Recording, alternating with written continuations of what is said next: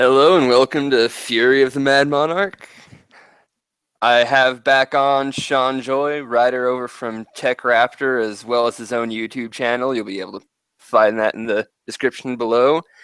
And today we're going to be talking about Nights of Azure.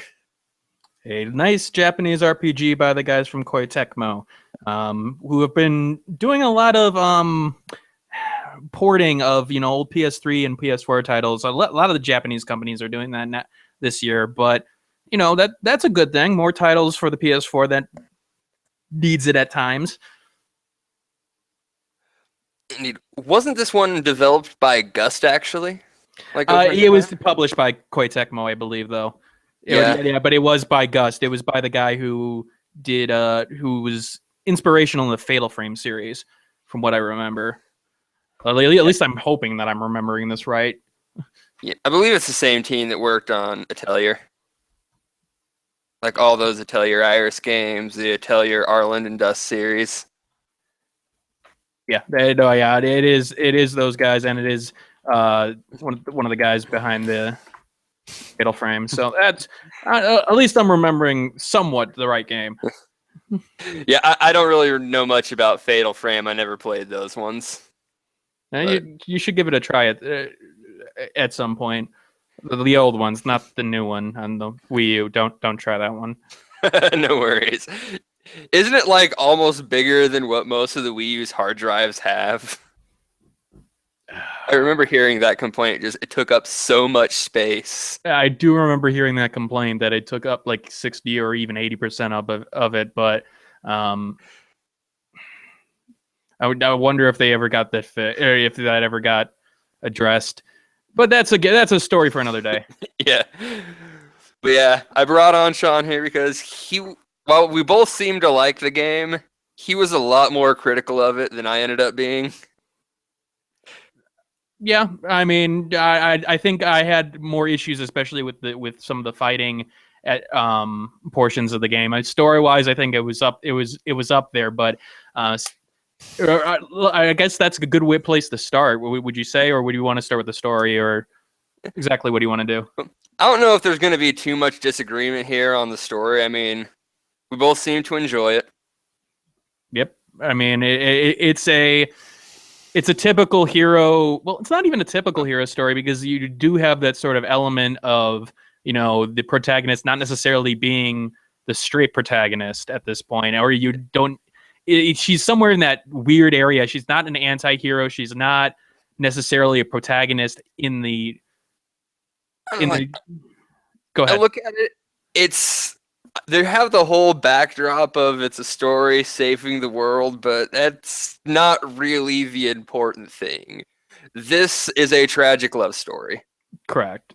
It is a Romeo. Well, I guess it would be a Juliet situation here. But that is taking the main plot of the story, that the whole, saving the world portion is thrown out the window because it plays second fiddle to the love story in question, which at times that did get annoying for me. Like I understood that they were the main focus, but like when the world is about to end, I do wonder if there would be a little bit more attention to the whole thing that, you may die. But I understood it, and I was able to, see where they were coming from.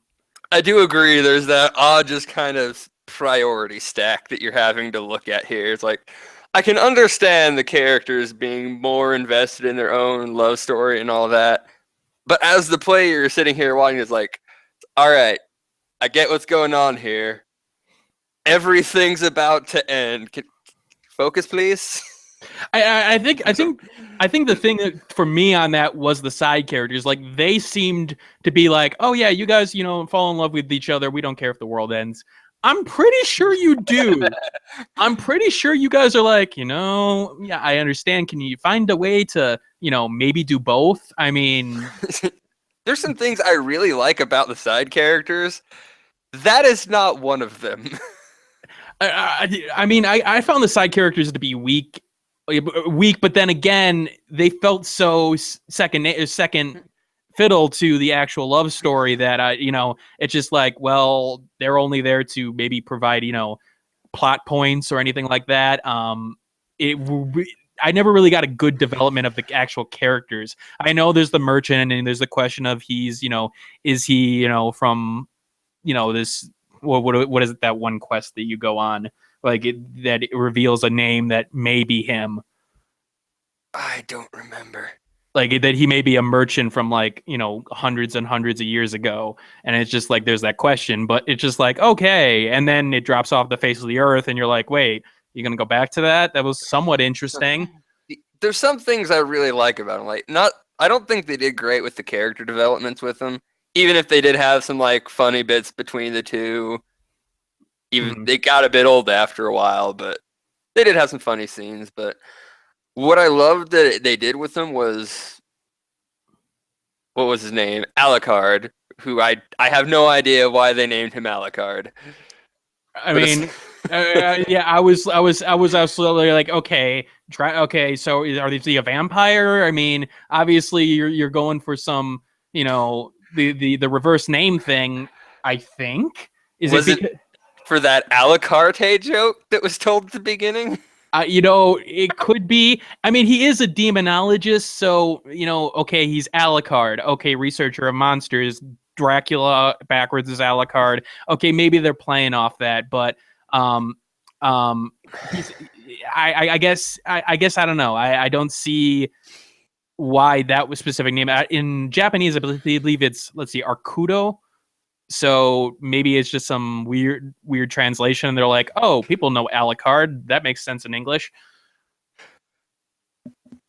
Maybe they were trying to keep it matched up with a similar theme of jokes, but they had to go Alucard to do the Alucard thing to keep it in tone.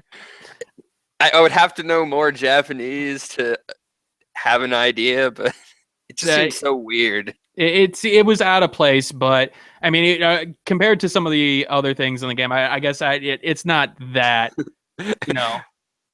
But anyway, before we were off on that tangent, the thing I liked about him is he was fantastic for kind of like adding a flavor and like almost a thematic tension to the kind of effects of the blue blood rain that would come down. Like for those listening, when the blue blood comes in contact with people, it will change them, turn them into the fiends. It'll have that effect on objects at times, buildings. And when you're talking with them and like just the random events you have when wandering through the different stages, you kind of start to hear how the blue blood will affect people. Like my favorite was when he was talking about the soldiers. It looks like little toy soldiers you're fighting. So the assumption would be that the blue blood has actually landed on toy soldiers because they look a lot more like that than normal people. Mhm. He comes up with a theory that what you're fighting are like actual human soldiers that were contacted by the blue blood. Essentially, it's taking what is within their hearts, what they truly wanted this whole time, and kind of reflecting that in this fiend form. Yeah, I do. I mean, especially like he seems to still also be able to relate to these fiends, these creatures that have been, or people, or objects that have been transformed, and yet he's still seeing a human side to him that was interesting. Like, okay, that I wanted to see. That part of his character was interesting, and to provide context, to provide some backstory for the entire world was a nice element they've added. It's just that I think when he got off that element, I think they try to make him more comic relief, and so it sort of conflicted. Yeah, I can see that. Like, I wish they'd have expanded a bit more on the world and the blue blood itself, but I'll take what I can get. I still loved every scene of his that came up like that. Yeah, I mean, it definitely could have been a lot worse. That's for sure. It's definitely more, I think, to kind of just set the overall tone and atmosphere rather than any kind of actual moving of the plot, though. That really seems to be the focus of the game story, is more about building that overall atmosphere. Right. Just tensions, this dark, dreary world. Yeah, and what Arnis and Lelise have to deal with in order to fulfill their destinies, blah blah blah. And oh, by the way, they're in love with each other. Yeah, not really a spoiler that this is pretty early that comes up. Yeah, I mean, and it is nice. It is nice to see that they did go the multiple routes in terms of the endings. And in particular, you couldn't get that, true ending on the first route. I do like it when games sort of make you work for it. Where you beat it, but go back and, beat it again at this point. So that was nice to see, to get some like context of, oh, hey, it isn't necessarily always a happy ending in certain cases. I'm not sure which ending you got the first time around. Yeah, I got the like ending. You have to do the post game stuff to get in one of the other two. I haven't seen the third ending yet, Uh, but we'll get to spoilers eventually. We'll yeah. hold off on spoilers till later. But yeah, so that pretty much covers that. I don't think we really disagree on much else story wise. No. In the same. Good love story. One of the only good ones I've ever really seen in a video game that was more than just that was acceptable. I mean, I've seen it done better, but in this case, I think it for it being the primary story element, it was able to do enough to stay up there, which I think, okay, make the characters, make you worry about both characters, make you actually interested in both characters, and in particular, they did a good job towards the middle of the game with Lelise, because I felt like at the start, it was Lelise was like her only existence was to be Arnis's love interest, but then they started to develop her, and it's like, oh, okay, there you go. There's Lelise. There's who she is, as Indeed. opposed to she loves her. Indeed. But yeah, I don't think we'll disagree on this either, but just from an artistic point of view, this game looks fantastic. It does. I mean, it does. Definitely has a good design element to it in terms of like the creatures and the characters in question. You can recognize them rather easily. You can, they have distinct elements to it that, tell stories. And when a new character comes in, they have a presence that, okay, I'll remember this character when they come back. Indeed. I guess then, since there's really no discussion there at this point, that just leaves gameplay, which we both agree, I think. This was a little mismarketed as being more action oriented than it actually ended up being. Correct. I definitely agree with that. But I think my issues with the gameplay in particular with Arnis's actions in the gameplay, I think is where I have bigger issues than maybe you do. Indeed. Now, just to clarify for everyone else, the game for combat is a lot more management based with your Severons than any of the actual like Twitch action combat going on. Did I say that right? Severans? Yeah, Severance. Severans. Severans. It's been a while. They're basically Arnis's Pokemon at this point that you can throw out, and they can do one attack or one attack during like abilities, and they can attack regularly as well. But you can swap them out and in a group like format. So the actual gameplay in terms of that is managing like when to switch them out, when for them to use their abilities, how do you construct a team around them, that kind of thing. And it's being able to use the environment, use the battlefield to your advantage, type advantages, things like that. See, I think as long as you go in knowing this and not expecting more action game, because just looking at it, I'd have expecting something more along the lines of Kingdom Hearts, with just little side NPCs, action combat. Mm-hmm. But they didn't get that at all. I mean, I sort of agree with you. I think the thing is, though, is that when you're switching out your Severins, then things can be fun and things can be interesting. But there is a grind at some point to it that, unlike games like Final Fantasy VI or like other RPGs, like the grind really got to me in this game when you had to go back through and kill enemies to get to an area that you had already been into, because there isn't necessarily good variety there, in my opinion. It's just, okay, summon all your Severins, let them, beat them down, throw your sword out once in a while. And that's really it. The difficulty I had major problems with in terms of the non-boss enemies of the game, because to me it felt way too easy. You could spam things very easily. You never really got into trouble as long as you had a healing Severin, um, Yeah. which is okay. You could play without it, and it becomes a little bit more challenging. But in most cases, the healing Severin would save your ass no matter what. Yeah. Like, I agree. There is not nearly enough like variety in what the enemies can do outside of the boss fights to really keep the grind that fun for too long.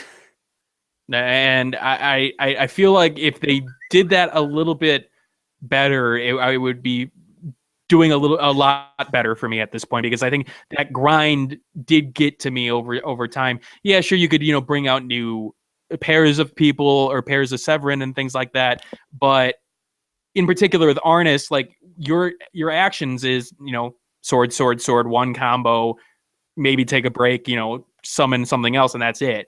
I think even having her imparted to combat may have been it, not bad idea, but may have taken away from the tactical combat, because you try to fix some of the issues that you're having in combat with her, and she just has a combo, and maybe she has the transform attack, which is nice, and she has the ability to switch weapons, but eh. I don't know. I actually quite like switching back and forth between the different weapons to kind of mix up the combat a bit.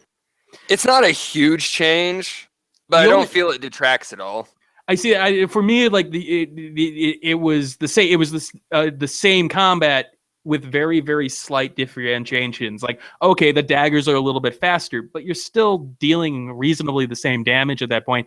The only one that really played different for me, yeah, the guns were there, but the guns are, I don't know, Terrible. terrible. That was the hammer, because the hammer had a stun portion to it, and just like, oh, this made combat in certain situations a lot easier, because literally enemies couldn't get out of it. It's like 1, 2, 3, they're stunned. 1, 2, 3, they haven't gotten out of the first stun. Now they're stunned again. See, I never really used the hammer, so I never caught on to that. I didn't like using the hammer. I mean, the hammer was slow, but like against like things like the stone lions and things like that, the bigger enemies, it was a godsend. But it definitely unfortunately helped the repetitiveness. It's just like, okay, only really one attack with it. Maybe some alternate attacks with it or something like that would have helped in making combat a little bit more complex. Yeah. But I do agree they could have done a bit more to just keep things a bit livelier. But for what they were going for, the focus on the Severons, keeping your role limited while still giving you some options, I thought they did a good job. I would agree with that too. I guess I'm not as strong on that portion though, because I feel like they even then there were difficulty. The difficulty in particular was too easy, with the exception of some boss fights. And I don't know how you felt about the boss fights. Did you have trouble on the last one? I did have a bit of trouble. Like, how my experience to the last boss fight is like, I got frustrated for a minute, put the controller down, picked it back up, and then thought, wait, what was I thinking this whole time? And then I didn't have too much issue with it. See, I just let frustration get to me in that fight. I guess I had a lot of frustration because of the ceiling mechanic, which apparently came up in another fight that I don't remember. Maybe it was another. What was it? The freaking opera house, dude. Maybe the opera house dude never hit me with it, because I don't remember even in the boss rush portion at the second part where you have to do all the bosses, but right before the end boss. Okay, somebody's Mega Man. Okay, fine, but I never remember getting sealed, or at least I never remember getting my healer sealed. I think that's where the biggest problem came in, was when he seals your healer or healers in some cases, you're screwed. I mean, there's no items in the game, so you can't really rely on that. You do have like equipment that you can replenish health with, but they're not going to replenish that much health. And if you get hit by one big attack in that last battle, that can be devastating. And so I think that's where I had major issues with that last boss fight. I eventually beat it, eventually did well because I think I built up another healer just for that fight. But the entire game, because of the switching mechanic, I only kept one healer. It was like, okay, if I need it, I'll switch to that one and they'll heal me up. And then I had the protecting one who also heals, but very, very slowly. So, but it was like, okay, fine, I'll just put another healer in there so that just in case it gets sealed, I'll be ready for it. But I think my bigger problem with it was the fact that this game didn't do a very good job at times of telling you when an attack was coming. So like, okay, the attack to ceiling is about to hit you. I'm not sure what the attack is. I'm not exactly sure what exactly is hitting me in terms of like damage coming from the left, coming from the right. Is it the light? Is it, those creatures that are shooting at me? It was really hard for me to tell where that effect was coming from. I don't believe it's avoidable, but I'm trying to remember exactly how all the stages of that fight went off the top of my head. But I don't know if the ceiling's avoidable. Well, but I mean, even if the ceiling wasn't avoidable in terms of like something's going to get sealed, if I knew it was coming, I could switch to another, a non-healer set. And so, okay, you can seal away my wolf, seal away the devil. Okay, that's fine as long as I can keep my healer. It's just that I never saw the prompt. I never saw it's coming. I'll be able to react to it. And that is one thing that annoys me about, action RPG games where it's just like, oh, here's something that you couldn't have actually been able to plan for. Yeah, it is. There's a difference between being able to plan for it and, oh, hey, something's coming. I don't know what, but I'm going to get out of the way. I can see that to an extent in a lot of games. I don't mind it too much when it's just something like the seal because the seal will run out. And you'll still be able to react, avoid attacks. Does it? Yeah. Like so when it's sealed on me, like, okay, so the way the servants work in the game, like if a servant gets knocked out, they're sealed in some aspects, but they come back eventually, and you usually have a bar that tells you, oh, hey, they're X amount away from being recovered at this point. But when they got sealed, there was no bar. There was no bar, and that does cause a little bit of a conflict there. Like, okay, you don't know if they are going to come back. And I did keep it on for a reasonable amount of time in terms of, okay, fine, I'll keep it on this one. I know it's time-based, but maybe it has to be active at this point. And I never saw them come back even after a couple of minutes. So I guess maybe I didn't wait long enough, but... Yeah, like, essentially what I did during that point is, all right, my heal stuff got sealed. I'm just playing defensive. So I played defensive. I would just bull rush with multiple Severin, or a couple different Severin units to just mass beat that last boss's health down in a very short period. Get sealed. You just got to make sure you're doing more damage and she regenerates, which seems to be at intervals. That was another concern was the self-healing boss, which, okay, fine, but it is it at intervals? It seemed like it, but I do agree. For when she heals, even if you can't stop it, just let us know she's healing, right? So we could develop some kind of strategy for this. Like so we know that, okay, hold on a second, the rate of which I'm doing damage is not sufficient enough for what she's healing in terms of a standard rate. Okay, I got to switch up my strategy. And unfortunately, that leads to the frustration. Like, what do I have to do in order to defeat this boss? So that's what I said. Like, when I actually stopped and stepped back for a bit, so I wasn't so frustrated with some of the dumb for just the lack of notification of things happening, and I was actually able to think of what was going on. It's like, all right, this isn't so bad.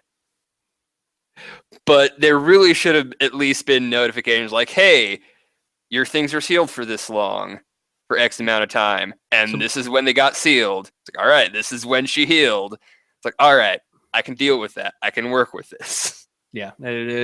Some more information in the battlefield would have been would have done a lot better in terms of pushing down that frustration factor. The difficulty could have been there, but it's not one where you feel like repetition is what you need more than anything else. Where it's like, okay, I've done this enough. She'll heal now in a timely fashion. Okay, fine. No, give us an actual action. Give us an understanding that yes, it's coming. Just watch out.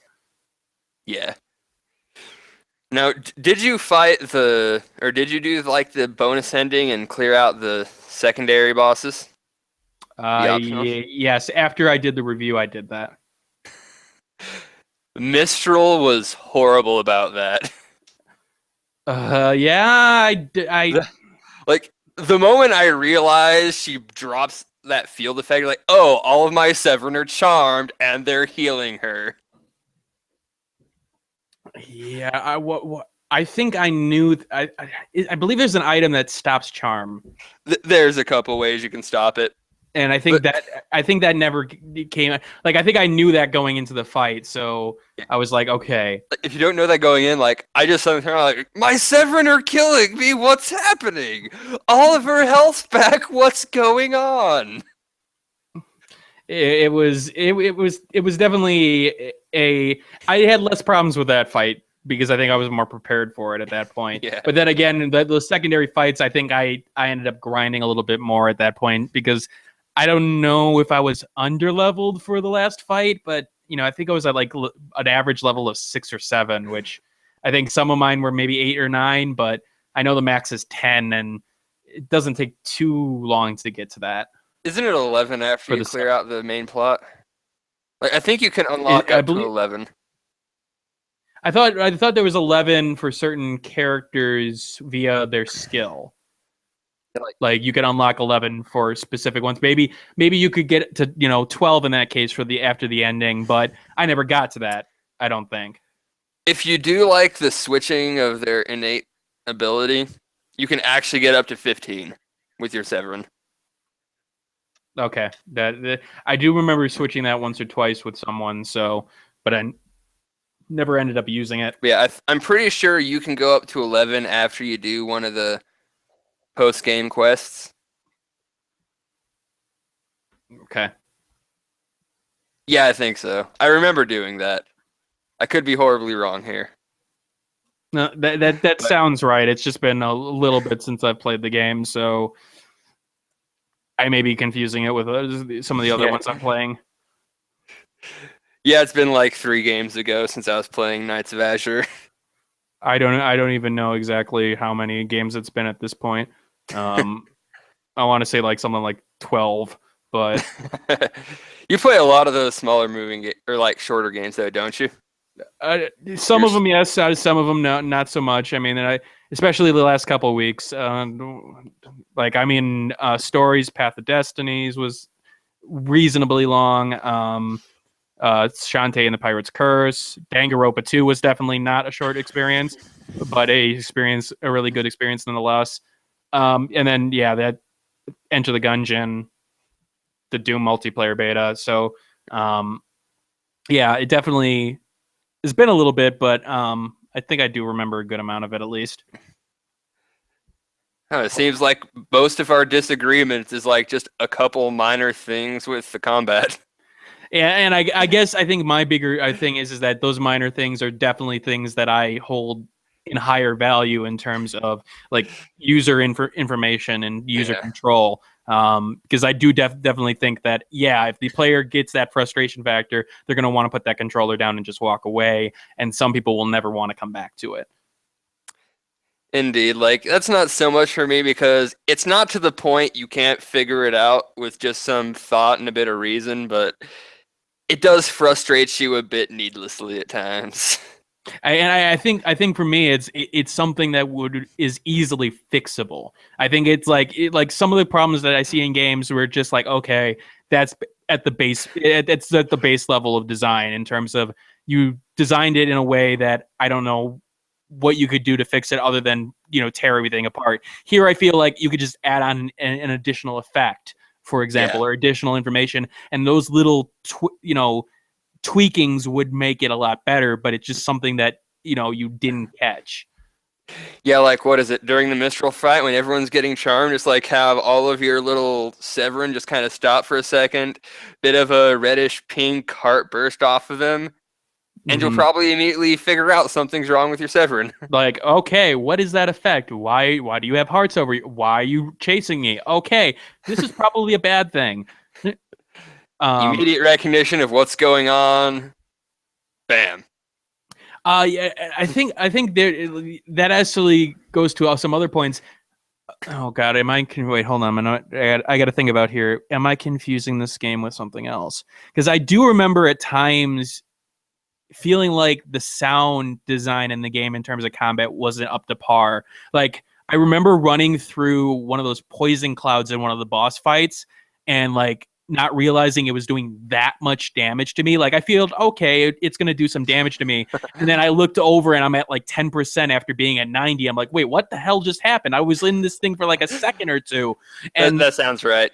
That and sounds right. I feel like the sound design needed a little bit more like, oh hey, by the way, you're taking a shit ton of damage. You probably should get out there. Like you do hear some Arnis scream at times, but it's like it's the same thing all the time. It's like, oh, I got hit. Oh, I got hit. As opposed to, oh, I'm screaming in agony right now. Can you please get my ass out of the poison cloud because I'm dying really, really fast. Yeah.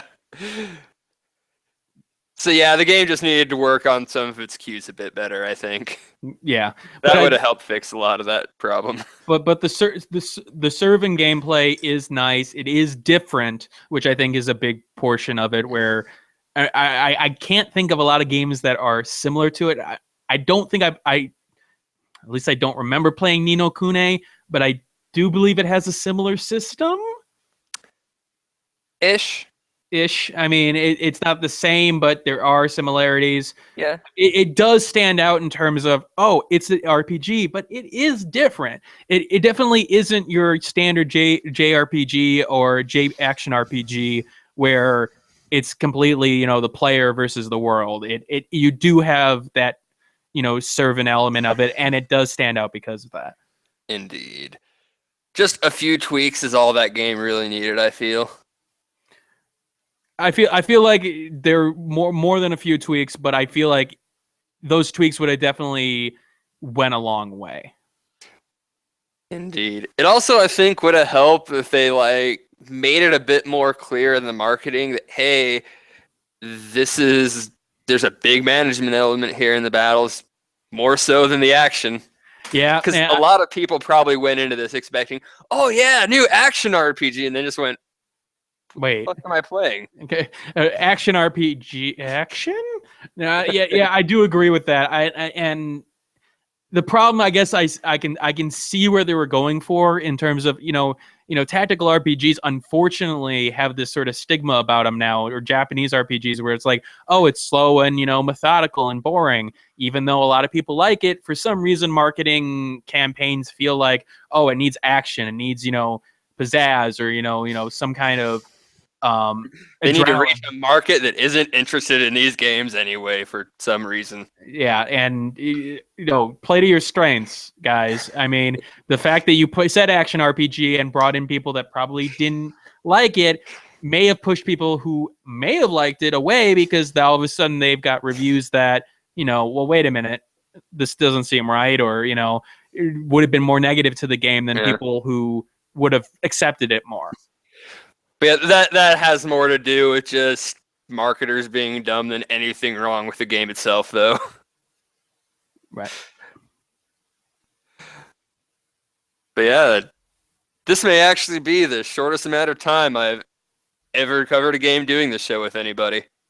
I mean, we were mostly on the same points at this point. It just, it just that gameplay element, I think, is where things, were a little bit iffy.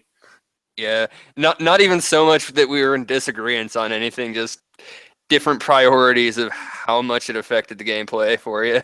Yep, and whether or not it's right for you, that's what it comes down to. Do you find those little annoyances more frustrating? Well, then maybe it's not as much of a pickup as another game in the genre. But hey, that's why you have these kinds of discussions, so you get that info. Indeed. All right. At this point, it's going to go into a bit of spoilers in regards to story. So anyone who comes by watching this want to play the game, just stop watching now. Yeah, Now, spoiler alert. so you got to that secondary ending. Like the first ending I actually got was where Arnis just says, "You know, screw the world. I'm just going to spend the rest of my life with Elise. The world fades into darkness. They Yeah, get to live happily ever after at the expense of the world." you know, it I happened. I actually like that I ending. do. I And loved that ending. it was just like, especially with all the other characters are like, oh yeah, you were fine. You know, just go ahead. But I believe, yeah, that was the first one I got too. I think that's the medium ending actually. So they're like the first three set of endings is the affection level of Lalise with the questions that Arnis asks in the dream world. Yeah. So there's low, medium, and high, and I actually think that's the middle one, which I Well, found interesting. as far as I knew, there was only low, medium, and then there was the bonus ending Uh, for the prologue. So from what three in total. I did I did end up looking this up right before this just because I was like, I know there's multiple endings, but I don't remember the criteria. So let's see, Nights of Azure endings.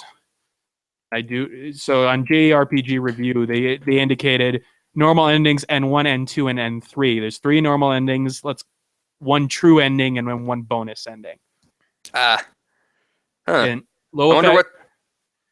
One of them is like how you described. One of them is that um Lalise becomes the Night Lord. I believe that's the low one. Where is that the low one or the medium one? I Where she, it, where, I where imagine she becomes the Night Lord, and then Arnis just goes back to the normal world. I believe so. And then there's one where like they don't. I think Lalise comes back, but Arnis is gone. That maybe Artis becomes the Demon Lord, from what I remember. Huh. Well, yeah, because I remember in one of the bonus ones, she like took all the blue blood into herself, but then Lise loses her memory. Then Right. Arnis shows back up, and the memory comes back, And with that, and that's a that very was good a game. terrible, terrible ending. Oh, why was that terrible? Well, it just is stuff that just kind of happened. I'm like, why Yes, did why did this happen? yes, it didn't do a very good job of explaining. Wait, why did she lose her memory? Wait, why is she come back? I mean, she was obviously in trouble, but why did she wait? Like it said, like 1 year, like 1 year later. It's just like she's been going around 1 year, like not understanding who she is or what is going on here. But um, the core, I guess, the core love portion was, oh hey, look, they actually were able to fight it off. And see, I didn't think that worked for this game. Like the tragic endings seemed so much in theme, Yeah, they but were definitely more in this theme. it came out of nowhere. Like nothing that happened really made much sense. Whereas the others, they were a little bit vague, but you could kind of see how everything was working together, piecing it all. This just kind of happens. I think The it worked. happy ending didn't work for me. I think it works a little bit better because it is it's a bonus ending. I don't. If it was an option that you could obtain from the first go around, I would have a lot more problems with it because they're just like, wait, this doesn't make absolutely any sense whatsoever. This time around, it's like, okay, we know that it was a tragic ending. Here's another ending for you guys. If you just decide to, go the extra mile at this point, just so that you guys can see them be happy. Okay, fine. I guess I have less problems with it because it isn't. I don't want to say it isn't canon, but it feels like it's not part of the main story. Yeah. I couldn't be bothered too much because, again, it was just like this little bonus thing, but it felt weird to do all this extra work to go through the extra quest to freaking have to fight Mistral. wrecked me much more than the first boss did, or the actual final boss. And then to just kind of get this Oh, sugar hey. coated, we're all so happy now ending. Like, what? I mean, to each his own. It's just, at least like you had a fight for them actually, being able to survive it. Oh, the details, yeah, I would have liked a lot more detail in it, but okay, at least I can see them happy now, and they can go off and be, whatever they are at this point. I'm not sure. Uh, Like, I actually also really like the story with Mistral. Like her little backstory when you get all that. That was fascinating to me. I felt yeah, her and oh god, what's her Chris? name? Chris, is she the former guardian? Is she Oh the, no. Chris the was the fiend, oh yeah, the Chris was the full-blooded fiend. fiend. Who was the first guardian? Like I when she forget her name, but I know who you're talking about. like that was an intro. Like okay, she wasn't there for long, but I was like, okay, this is an interesting element they've added with the first guardian coming back and like testing Arnis and kidnapping Elise and trying to figure out if they can actually do it. But yeah, again, it was one of those things that's like, okay, that's cool. I really wish you paid a little bit more attention to it because I feel like you could have done a lot more with it. Like it just felt like, oh yeah, by the way, this character had some tragic backstory, blah blah blah, but she only really comes into play when Arnis and Elise are affected. I don't have too much trouble with that. Like, I'd have liked a bit more, but I know where the game's focus was. So I'm not gonna knock him too hard for not expanding on all the other things in the world. As much as I would have liked him to. Yeah, I can definitely understand that. Okay, so just I guess I'm not even sure if this is spoiler related. Did the ballroom dancing portion just come out of nowhere? I like, did I miss some reference early in the game? Like all of a sudden it's like, oh, how do we get over this conflict? Well, let's dance in the middle of the room. Wait, what? Wait, huh? What? Okay. I guess that can be a way to solve this, but is there any reason for this in particular? I want to say the point of that was more just showing, like, we're having our issues here, but we made up, and that was just kind of to show that they were still together, they still cared about each other, rather than being the resolution, because there never really was one to their fight. They just kind of went, yeah, neither of us want the other one to do what they're going to do, and we're okay with that. Now let's dance. Wait, okay. I mean, Yeah. I think it would be like less of a like a what if it was something a bit more like down to earth, like just like, oh, we were friends, what we did, we danced together in to calm each other. What? How did you come to that? How did you come to ballroom dancing? See, One. I think that's like story wise an issue the game kind of struggles with in a couple points is it's trying to be like very artsy, but kind of borders on just pretension in a couple moments. Mm-hmm. Like it's just like, okay. And part of me wonders, like, okay, was that or like that was there a localization fail there where like they didn't explain that backstory enough? Is it something where it's just maybe it's the culture that I'm not understanding, but I don't think it is, but you never know.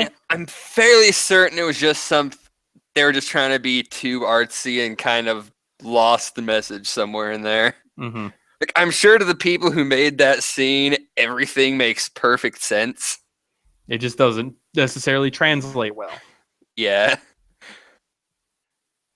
I mean, I do like the love story in its whole, but yeah, there were times where it just I don't know if you had the get on with it sort of situation, like, okay, come on guys, you're both dancing around the issue way too much at this point. You both, I mean, I'm the person who can't see flirting or anything unless a neon sign is appropriate, but even I can understand what's going on here. Come on, get on with it. Indeed. Well, I think that pretty much exhausts anything to talk about on Nights of Azure. Mm-hmm. I mean, I can't think of anything else. Well, yeah. Well, then thank you for coming on. Thank you for everyone who gets around to viewing this. Again, I'll have all of Dragnix's, or how do you pronounce that anyway? Drag Dragnix? Dragnix. It is Dragnix. Okay. I just looked down and I probably should have just said Sean's, but your symbol was the first thing I saw. I mean, hey, that's fine. But yeah, I'll have the link to his review of Nights of Azure down in the description. Feel free to go watch it. Mine's listed there as well somewhere. And feel to Yeah, subscribe and all that jazz to both of our setups, you know. indeed. Well, thank you for coming and enjoy your guys' evening.